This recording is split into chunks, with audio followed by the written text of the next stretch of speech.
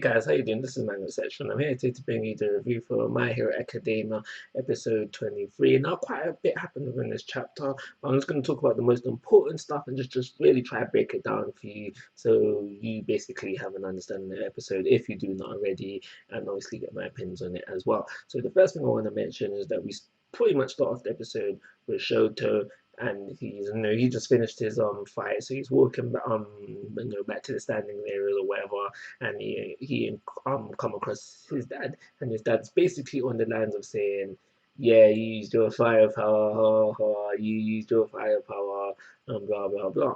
And Shoto is basically saying, it's not because of you, just like, in this moment I felt like using them, and I don't know if that's a good thing, and I don't know if that's a bad thing either. But basically, this little scene is really saying Shoto hasn't overcome his daddy issues, and so yes, he did use his firepower against Deku. Will he use it again? Only time will tell. After that, we really just get this whole scene with Deku with Recovery Girl, and we find out that he has done permanent damage to his hand. And we also find out Recovery Girl says, yo, do you know what? I'm getting sick and tired of always coming to your aid, always healing you. You need to learn a lesson. So I'm not healing damages from this kind of thing again. So you need to learn to control your quirk. And she has a point. She really does have a point. And this really, for me, it just hammers in the fact that All Might is a bad teacher. He's a bad teacher. In the aspect of his life, he is bad, and everything else. Yeah, All Might, thumbs up. Yes, man's strong and all that. Yes, that's great, but he is a bad teacher.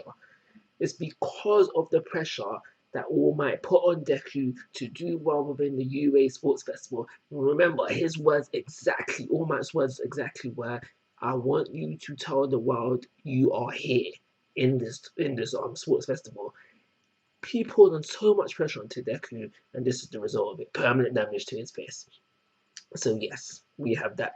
During this episode as well, we find out that that All Might at some point was quirkless. Not everyone that inherits the One for All is quirkless though, because we find out that All Might's, the person that gave One for All to All Might, they wasn't quirkless. They had a quirk. Moving on, so we have the setup for what will be the second half of the season, and this starts off all involving Ida's brother. We see him doing his whole hero thing, and he comes across the hero killer Stain. And now we can tell from what the little bit we get within the episode that he don't like heroes. He only sees All Might as a hero. So he's got a problem with heroes. We're not told exactly what that problem is right back now, but we know he's got a problem with them, and obviously he's out killing heroes. Obviously he's called a hero killer. And by the end of the episode, we get to see him being approached by the League of Villains. So they might be there to recruit him, they might be there to ask him to do them a favor. Something's gonna happen between them. Obviously, I already looks like they did Manga, but yeah, obviously something's gonna happen between them. So besides all of that I mentioned already, the rest of the episode was all on this tournament, all advancing all up until the finals, which is going to be Shoto versus Baku. But I am going to talk about the semi-finals. Yeah, the semi-finals. So I'm going to talk about Shoto versus Ida first, and the fact that I want to mention this is because yes, Ida lost, but he was able to hit Shoto, and then you can just argue Shoto wasn't going all out, but I do believe that there is a percentage. Yes, it will be a low percentage, like 30%, I don't know, but I would say it is possible for Ida to win a fight against Shoto. For example, if Shoto just wasn't concentrating, whatever, because I do believe that it was the strategy that Shoto that went for within this episode that granted him the win, because like I said, Ida was able to get in the hit to the back of the head. If he went for a more vital point, he could have easily knocked out Shoto and do what he did in the previous round, where he dragged the person gone for the ring out. That is something that I wanted to mention. The other thing I want to mention is about Baku versus Dark Shadow, because I can't remember the guy's name. Yes, Baku comes across as this tough guy.